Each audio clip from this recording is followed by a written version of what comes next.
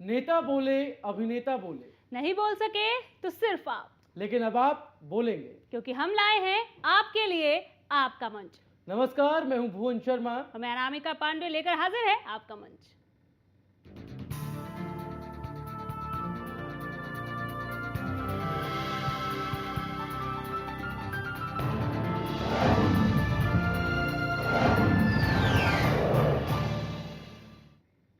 तो आपका मंच में आज का सवाल है कि क्या हमारे देश में बहुदलीय लोकतांत्रिक प्रणाली कामयाब है? क्या कहना है आपका? आपकी क्या राय है? आप क्या सोचते हैं जो सिस्टम भारत में चलता है बहुदलीय लोकतांत्रिक प्रणाली का, वो क्या कामयाब है? इतना अरसा हो गया अनामिका आजादी पाए हुए, बिल्कुल। और तब से जो चुनाव हो रहे हैं, जिस तरीके से राजनीतिक व्यवस्था चल रही है, जी, जी। उसको लेकर के आज ये सवाल उठा है। और ये प्रासंगिक सवाल आज के दौर में भी उतना ही प्रासंगिक है सवाल जितना बेहद कल था। प्रासंगिक है, जैसा कि भुवन कह रहे हैं। आज के दौर में भी ये प्रासंगिक तब भी था जब ये सिस्टम शुरू किया गया। बहुदलीय लोकतांत्रिक व्यवस्था होनी चाहिए। उस वक्त जो लोग संविधान लेकर बैठे थे, जो टीम थी, उन्होंने ये सोचा था कि हर भाषा, हर तबके, हर कबीले के लोग यहाँ पर आएंगे। अगर चुनकर इस तरीके से अलग अलग दलों से आएंगे, अलग अलग जगहों से आएंगे, तो उनकी सोच, उनके विचार, उनकी समस्याएं, उनकी भावनाएं सब एक साथ इकट्ठी होंगी तो देश को और ज़्यादा मजबूती मिलेगी। मजबूत कानून बनेंगे, मजबूत नियम बनेंगे, और कहीं ना कहीं एक राजनीतिक जो छवि है वो भी बहुत ही अच्छी उभर कर सामने आएगी। लेकिन पिछले कुछ दिनों में, खासकर अभी उत्तराखंड में हाल ही में चुनाव होने हैं, 7 मई को वहाँ पे चुनाव होने हैं। और ऐसे में जब वहाँ पर केवल उत्तराखंड ही नहीं, चुनाव वहाँ पर नज़दीक है, इसलिए उसका जिक्र हमने किया, अपने दर्शकों को बताए। क्षेत्रीय दलों को लेकर आजकल राजनीति काफ़ी गर्म है कि राष्ट्रीय दलों को ही वोट दिया जाए क्या, इस तरीके की खबरें सुर्खियों में आमतौर पर आती रही हैं पिछले, अगर एक पखवाड़े की अगर हम बात करें भुवन, तो ऐसे में ये सवाल और भी अहम हो जाता है कि इस लोकतंत्र को कामयाब बनाने के लिए, मजबूत बनाने के लिए, क्या आपको लगता है कि बहुदलीय प्रणाली जो है वो कामयाब है? वाकई में अनामिका, सिर्फ लोकतंत्र को मजबूती ही नहीं, इसके पॉजिटिव फैक्टर ही नहीं, नेगेटिव फैक्टर को भी हमें गिनाना चाहिए। उस पर भी बात करेंगे। करनाल से आनंद शर्मा हमारे कॉलर हमारे साथ जुड़ चुके हैं। आनंद जी, बहुत बहुत स्वागत है इस मंच पर आपका। धन्यवाद जी। जी, मैं आपको फिर एक बार धन्यवाद देना चाहूंगा कि आपने बहुत ही ज्वलंत मुद्दा उठाया है, क्योंकि आज के समय में हालात ऐसे बन चुके हैं कि बहुत से लोग बहुत से विचारों को लेकर अपने अपने राजनीतिक दलों का गठन कर रहे हैं। इसलिए अब ऐसा समय आने की संभावना बहुत कम रह गई है कि किसी खास एक दल की पूरी तरह से बहुमत लेकर सत्ता में आएगा। तो ऐसे में जनता पे, देश गरीब जनता पे बार बार चुनाव थोपने से ही अच्छा है कि भाई जो बहुदल सभी दलों से चुनकर नेता आएंगे, वे अपने अपने एजेंडे को लेकर एक ऐसी स्थायी सरकार बनाए जिससे देश का चहुमुखी विकास हो एवं सभी को लोगों को एक ऐसी स्थायी सरकार मिले जो कम से कम 5 वर्ष तक अपना कार्यकाल पूरा करे। सर कहते हैं कि हर सिक्के के 2 पहलू होते हैं। आपने मजबूत पक्ष दिखाया और आपने कहा कि हाँ, कामयाब है, कामयाबी मिलेगी, और कामयाबी मिल भी रही है जिस तरीके से आप बता रहे हैं। बहुत ही अच्छी बात कही आपने। लेकिन आपको नहीं लगता कि वोट बढ़ जाते हैं ऐसे करने से, या फिर कुछ और? क्या आपको इसके नेगेटिव पॉइंट्स नजर नहीं आते? इसमें तो कोई दो राय नहीं है। देश तो एक बहुत बड़ी चीज है मैडम। अगर आप आज परिवार में आ जाएं, एक परिवार में 4 भाई हैं जी, तो 4 भाई भी आपस में किसी एक विषय पर एक मत नहीं हो पाते। ऐसे हालात के अंदर 125 करोड़ की आबादी को एक मंच पे लाना बहुत ही कठिन ही नहीं, नामुमकिन ही बल्कि असंभव है। चलिए, तो उसी तरीके से हो गया जिस तरीके से 5 उंगलियां बराबर नहीं होती, कहावत है। बहुत बहुत शुक्रिया आनंद जी, आप हमारे साथ जुड़े, अपनी राय आपने साझा की।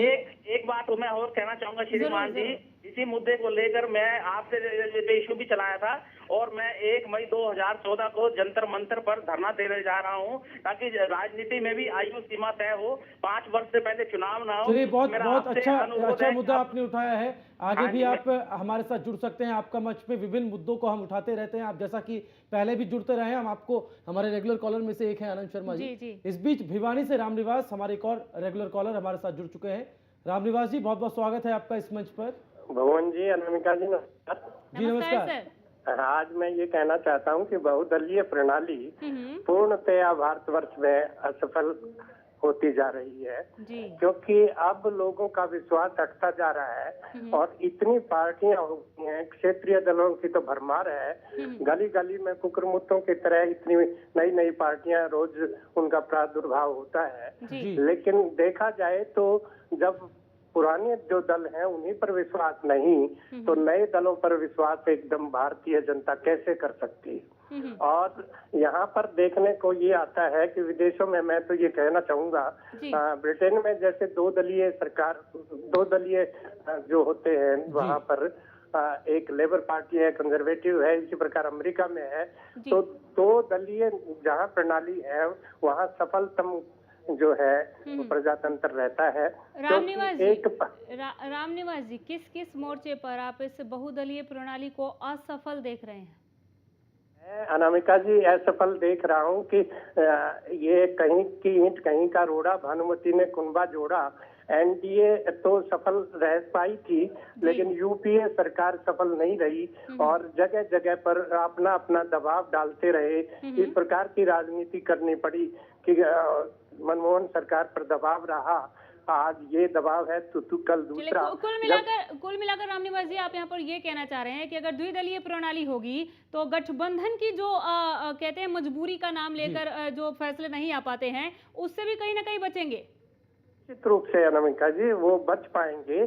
जो दबाव वो मजबूरी के कारण से झेलना पड़ता है उससे मुक्ति मिल पाएगी और स्वतंत्र रूप से निर्णय ले पाएंगे और स्वस्थ परंपरा जारी होगी। यदि द्विदलीय प्रणाली लागू कर दी जाए तो निश्चित रूप से भारत का उज्जवल भविष्य होगा। जी, आपका ये मानना है कि बहुदलीय लोकतांत्रिक प्रणाली जो है वो भारत में कामयाब नहीं हो पाई, जिस तरीके से, जिस उद्देश्य से उसको लागू किया गया था संविधान में, आपको लग रहा है कि उतनी कामयाब वो नहीं हो पाई है? नहीं भुवन जी, निश्चित रूप से मैं ये फिर से दोहराना चाहूंगा, हमारी कामयाबी उतनी नहीं मिल पाई जितनी हमने कल्पना की होगी। और अब जो है नितांत आवश्यक हो गया है कि फिर से विचार किया जाए, पुनर्विचार करके अगर परिवर्तन आता है और वो अच्छे के लिए आता है तो हमारे लिए, आने वाली पीढ़ी के लिए, भारत ये विचार जरूर की जानी चाहिए। और तभी हम मंथन करने के लिए बैठे भी है रामनिवास जी, बहुत अच्छे विचार आप रखते हैं, इसलिए एक दो पॉइंट्स पर और आपसे जरूर बात करना चाहूंगी मैं। यहाँ पर सेकुलरिज्म का जो चोगा ओढ़कर आते हैं मंच पर जनता के सामने, आपको लगता है कि ये कहीं ना कहीं प्रभावित होगा अगर द्विदलीय प्रणाली हो तो?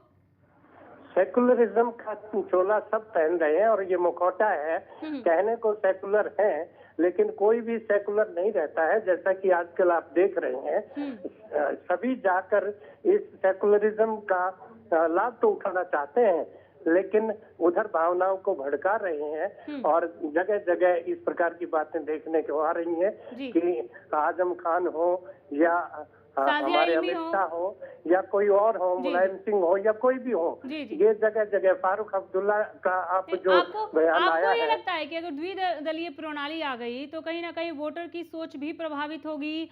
जैसे गठबंधन की मजबूरी पर हम बात कर रहे थे कि ये तो सरकार नहीं कहेगी कि जैसे मनमोहन सिंह ने कहा कि गठबंधन की भी अपनी मजबूरियां होती हैं, प्रधानमंत्री होकर भी अगर उन्हें इस तरह का बयान देना पड़ा तो जरूर मजबूरियां होती हैं, मजबूरियों से निपटा जा सकता है अगर द्विदलीय प्रणाली आई तो। लेकिन क्या वोटर्स की सोच पर भी फर्क पड़ेगा, प्रभावित होगा? या जैसे कहते हैं कि 100% लोग अगर वोटिंग के लिए आगे आ रहे हैं, 30% ने वोट नहीं दिया, 30% ने किसी एक पार्टी को वोट दिया, 20% ने किसी एक को, और जो जीत गया उसे केवल कुछ परसेंट ही वोट मिले, यानी कि 60 से 65% लोगों ने उन्हें चुना ही नहीं जो कुर्सी पर बैठे हैं। तो क्या ये समस्या खत्म होगी?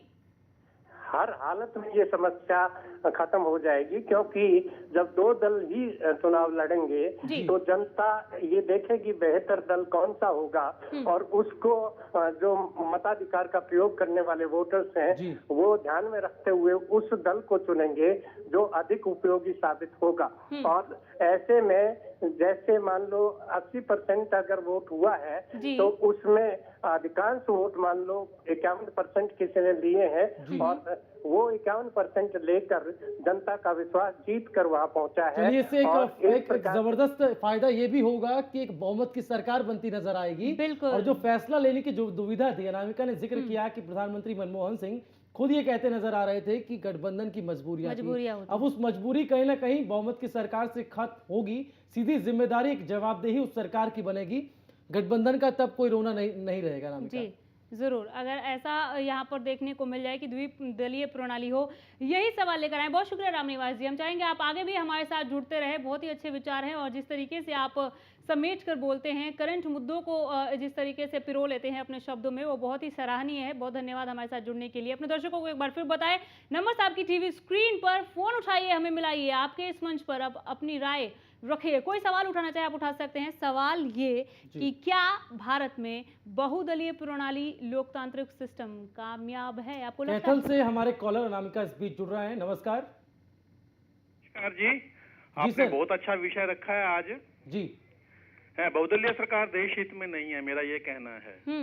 अलग अलग विचारों के लोग जुड़ तो जाते हैं जी, पर ये थोड़े समय बाद फिर अपने दबाव डाल करके अपने मनमाने कार्य करवाते हैं जी, और ये देश के हित में नहीं रहेगी।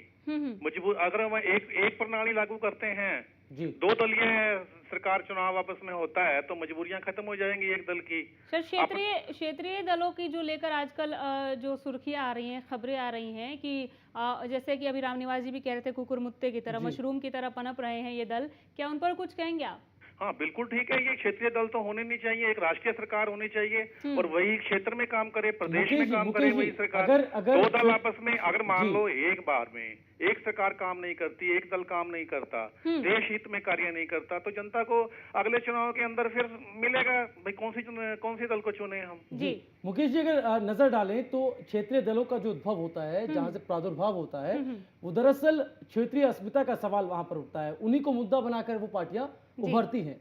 तो क्षेत्रीय अस्मिता का जहां तक सवाल है, तो ये लोग उनको रिप्रेजेंट करते हैं। ऐसे में जो नेशनल पार्टीज हैं, जो लीडिंग पार्टीज हैं, उनसे क्षेत्रीय जो अस्मिता का सवाल है वो नहीं उठा पाती हैं।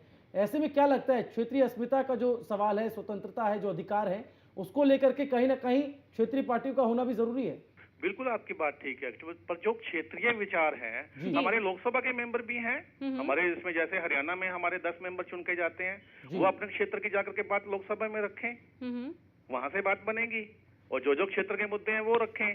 क्षेत्र के लिमिट में रह जाते हैं, यहाँ पे स्थानीय स्तर के मुद्दे रह जाते हैं, फिर वही घपलेबाजी होती है। अगर एक दल की सरकार रहेगी तो ऊपर तक एकदम सपाट बिल्कुल सही सिस्टम बैठेगा। यानी जो लोग ये सोचते हैं कि ये निर्दलीय है या फिर हमारे क्षेत्र से, हमारे जात भाई का है, ये अगर यहाँ से चुनाव जीत जाता है, बेशक से वो क्षेत्रीय दल ही क्यों ना हो, तो हमें इन्हें वोट करना चाहिए, ये हमारे लिए अच्छा काम करेंगे। उन्हें कहीं ना कहीं अब अपने विचारों को थोड़ी और जगह देने की, एक तरीके से कि खिड़कियां खोलने की जरूरत है, ये मानते हैं आप?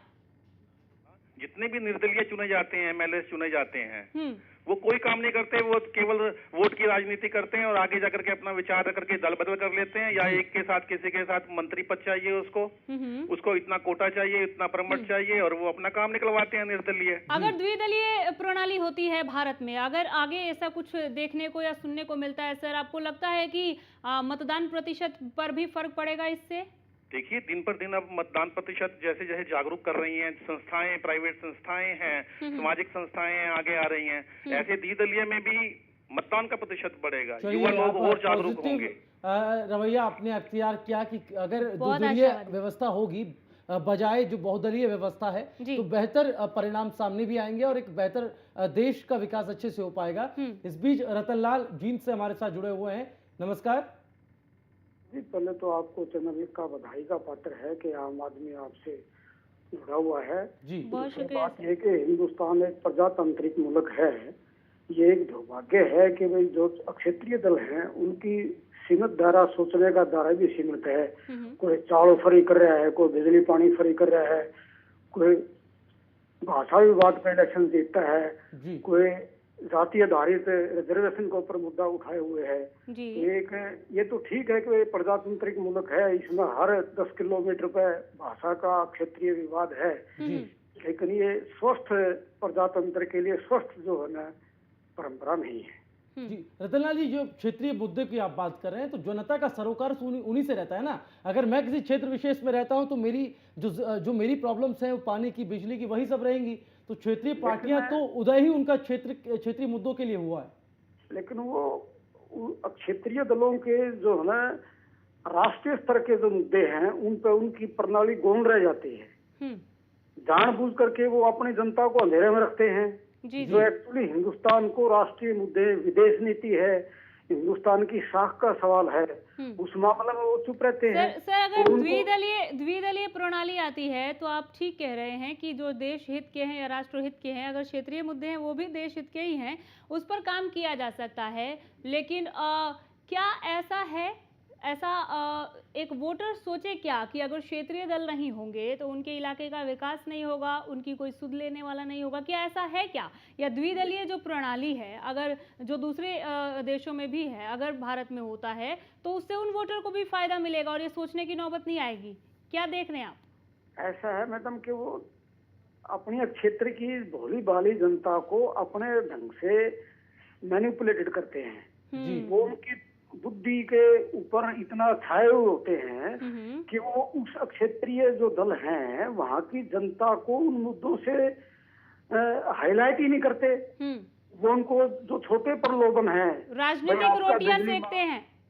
बिजली माफी कहाँ होगी सस्ती जब बिजली आपका फ्यूल चार्जेस बहुत बढ़े हुए हैं, हर चीज की प्रोडक्शन ज्यादा बढ़ी हुई है, कम उस पर लागत ज्यादा है, तो सरकार कहाँ मुहैया कराएगी?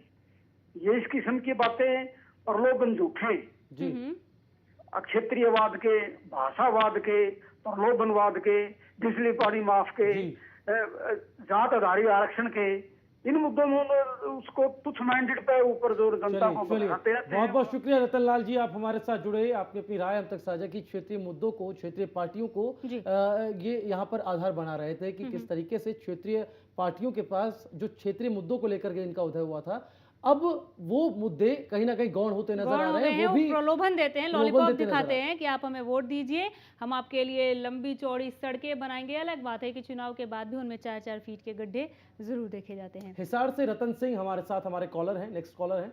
रतन सिंह जी, बहुत बहुत स्वागत है आपका इस मंच पर। नमस्कार भाई जी। जी नमस्कार। हाँ सर, मैं ये कहना चाहता हूँ कि बहुदलीय प्रणाली और द्विदलीय प्रणाली जी दोनों को ही दोष भी हर गुण भी है। जहाँ तक बहुदलीय प्रणाली के दोष की बात है तो ये प्रणाली देश के आर्थिक सुधारों में बाधा है।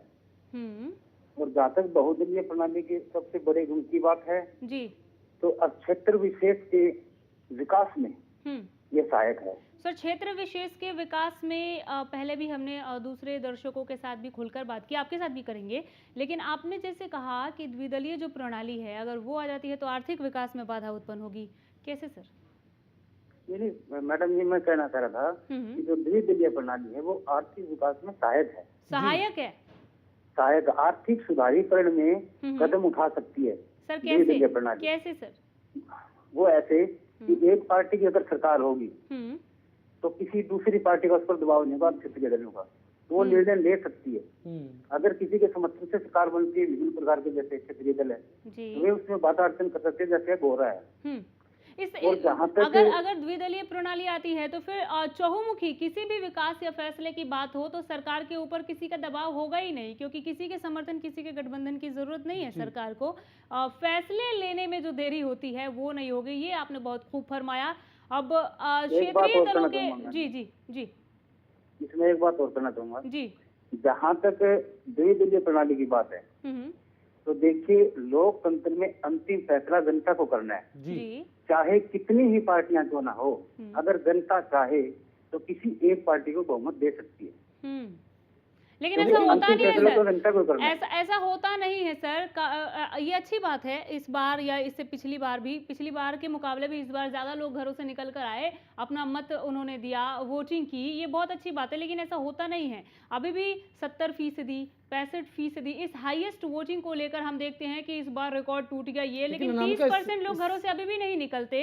आपको लगता है कि ये सही है? ये बिल्कुल सही नहीं है। क्या इसके पीछे रीजन बहुदलीय प्रणाली नहीं है? क्या इसके पीछे रीजन? कम मतदान प्रतिशत का मतलब बहुदलीय प्रणाली नहीं है जी। आप आंकड़े निकलवा लीजिए, जो गरीब लोग हैं, गाँव में बसते हैं, वे ज्यादा जागरूक है बजाय पढ़े लिखे शहरों में। जी। आप किसी भी आजादी मिलेगी आज तक किसी भी इलेक्शन का रिकॉर्ड निकालिए, शहर का मतदान प्रतिशत कम मिलेगा, गांव का अधिक मिलेगा। यानी शहर के लोगों में रुचि अभी भी कम है इलेक्शन के प्रति, गांव में अब भी ज्यादा है। जी।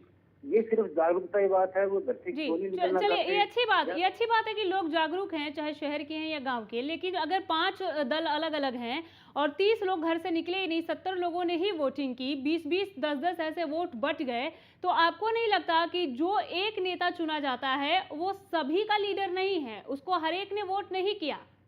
बिल्कुल बिल्कुल मैम, इसमें तो फिर बहुत सुधार की जरूरत है जी। अब 100 वोट पड़ते हैं, 10 कैंडिडेट है, हो सकता है 20 वाले जीत ले। सर दो अहम सवाल आपसे करूंगी। बहुदलीय प्रणाली कारगर लगता है आपको भारत में, हाँ या ना? बिल्कुल कारगर है मैम, कारगर है, क्योंकि कारगर, हमारा देश काफी बड़ा है जी। द्विदलीय प्रणाली की यहाँ पर जरूरत नहीं है, कोई जरूरत नहीं है मैम, क्योंकि अगर हम द्विदलीय प्रणाली सर फिर चलिए, ठीक है, आपका मंच है, आप अपनी राय रखिए, आगे भी हमारे साथ जुड़िए। लेकिन जो आपने कहा कि आर्थिक विकास में सहायक है, फिर उसको कैसे सुधारें बहुदलीय प्रणाली में? फैसले लेने में जल्दी कैसे करें, तेजी कैसे लाएं? ये तो हम अपना प्रतिनिधि चुनते हैं, उसको देखना होगा वो कितना एक्टिव इस मामले में। चलिए, बहुत शुक्रिया सर हमारे साथ जुड़ने के लिए, बहुत धन्यवाद आपका।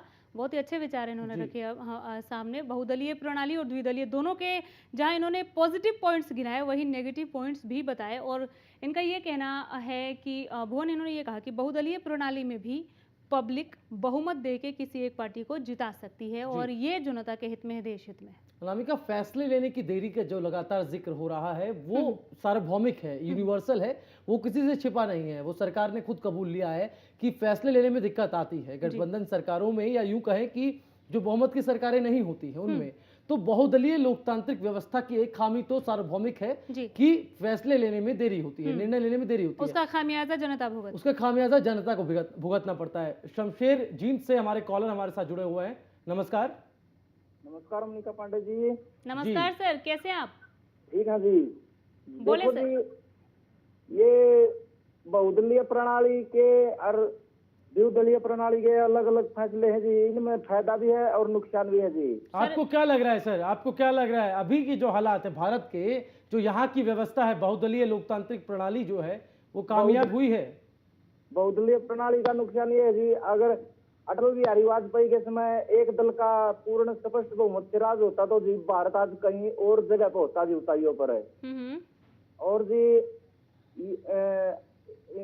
जो द्विदलीय प्रणाली की सरकार होती उसमें फैसले लेने में दिक्कत नहीं आती जी, तो इसलिए द्विदलीय प्रणाली के पक्ष में जी वैसे तो हमें। सर पहले आप बहुत अच्छी बात कर रहे हैं, क्लियर कीजिए, थोड़ा स्पष्ट कहिए। बहुदलीय प्रणाली कारगर दिखाई दे रही है आपको, हाँ या ना? कारगर तो इसमें अपने पूरे हिंदुस्तान को लेकर चलने की बात है जी। कुछ क्षेत्र ऐसे हैं, मान लीजिए जी, जैसे तमिल क्षेत्र का विकास है तो तमिल के नेता विकास में मतलब ज्यादा अहम भूमिका। तमिल का नेता संसद में भी तो मिल सकता है, तमिल का नेता संसद में भी बैठ सकता है, 2 दल जी। लेकिन ये तो हमें नहीं पता मतलब इस सिस्टम में प्रेसिडेंट कौन बने, पार्टी किस सिस्टम से चले, यदि द्विदलीय प्रणाली पाए तो। जैसे हरियाणा का क्षेत्र है तो हरियाणा के नेता बेहतर देखेंगे जी उसको। सर 2 अहम पॉइंट आपने गिनाया, अगर क्षेत्रीय दल होंगे तो ही क्षेत्रीय मुद्दों को उठाया जा सकता है, उसमें सुधार लाई जा सकती है, व्यवस्था वहां पर दुरुस्त बनाई रखी जा सकती है। दूसरा पॉइंट आपका ये था कि अगर द्विदलीय प्रणाली आएगी तभी फैसले लेने में देरी नहीं होगी और जनता का जो है और सरकार का जो है वो समय भी बचेगा। जैसे जी पोटा कानून पास किया गया था जी बीजेपी की सरकार में जी, तो कांग्रेस पार्टी ने उसको आते ही तोड़ दिया जी। जो देश के लिए बहुत ही बड़ा हानिकारक फैसला था जी। चलिए, बहुत बहुत शुक्रिया शमशेर जी, आप हमारे साथ जुड़े, तमाम मुद्दों पे आपने बात की, कई सारे पॉइंट्स यहाँ पर इन्होंने भी क्लियर किए कि क्या लगता है किस तरीके से बहुदलीय लोकतांत्रिक प्रणाली कामयाब हुई है, किस तरह से हुई है, आखिर खामियां है तो कहाँ कहाँ पर है। फैसला लेने की बात, जैसा कि शमशेर जी को फैसले लेने में देरी की बात हर एक दूसरा कॉलर कह रहा है, वो तो अनामिका वो तो स्पष्ट है। जिस तरीके से अभी हाल ही में जो फैसले हुए हैं लोकपाल बिल को लेकर के अगर हम बात करें तो लंबे अरसे से पेंडिंग था। किसी भी मसले पर बहुत ज्यादा जद्दोजहद देखने को मिलती है, बहुत लंबी चौड़ी बहस देखने को मिलती है लोकसभा के भीतर। क्या इस बहस को जब संविधान निर्माता बैठे थे, बहुदलीय प्रणाली उन्होंने जब अपने कलम से कागज पर उकेरा, उनके दिमाग में तब क्या रहा होगा? क्या उन्होंने उसको बहुत कामयाब, बेहद कामयाब होते हुए देखा, या अभी वही कामयाबी, वही कारगर हम देख पा रहे हैं इस प्रणाली को? आपको क्या लगता है, भारत में बहुदलीय प्रणाली जो है वो एक सही लोकतंत्र की पहचान के तौर पर कारगर हुआ है? अपना जवाब आप हमें दे सकते हैं, राय रख सकते हैं। इस बीच अनामिका चलेंगे जींद, जहां रमेश सिंगरोहा हमारे संवाददाता सीधे लोगों के बीच में मौजूद हैं। आइए उनसे जानते हैं। रमेश, क्या कुछ लगता है वहां के लोगों को कि बहुदलीय लोकतांत्रिक प्रणाली भारत में कामयाब है?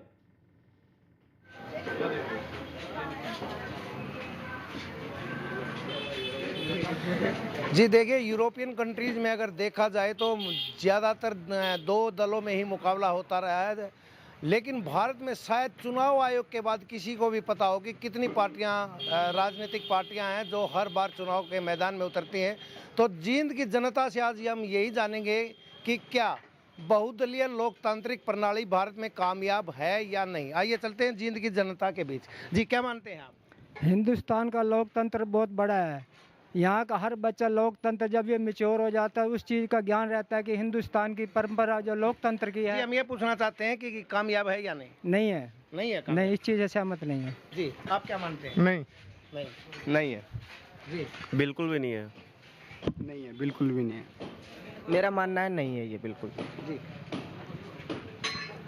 देखिए, जींद की जनता ने एक मत से खारिज कर दिया है कि बहुदलीय लोकतांत्रिक प्रणाली नहीं होनी चाहिए, केवल दो दलों के बीच सीधा मुकाबला होना चाहिए, ताकि मतदाता भी ज़्यादा कंफ्यूज ना हो और सीधा सीधा डिसाइड कर सके कि किस पार्टी को सत्ता में लाना है या किस पार्टी को अपना वोट देना है। जी जी, रमेश सिंगरोहा, आपका बहुत बहुत शुक्रिया वहाँ के लोगों की राय इस मंच पर पहुँचाने के लिए और लोगों को बताने के लिए आखिर जींद की आवाम क्या सोच रही थी इस मुद्दे पर। वो सोचती है कि बहुदलीय लोकतांत्रिक प्रणाली जिस तरीके से चल रही है, जो खामियां उसकी हैं उसको मद्देनजर रखते हुए वो कामयाब अब तक नहीं हो पाई है, और कहीं ना कहीं वकालत द्विदलीय लोकतांत्रिक प्रणाली की ही बात हो रही है। अनामिका, वक्त एक छोटे से ब्रेक का हो चला है, लौटेंगे तो इसी सवाल पर मंथन जारी रहेगा। आपके कॉल्स का इंतजार रहेगा, जल्द हाजिर होंगे।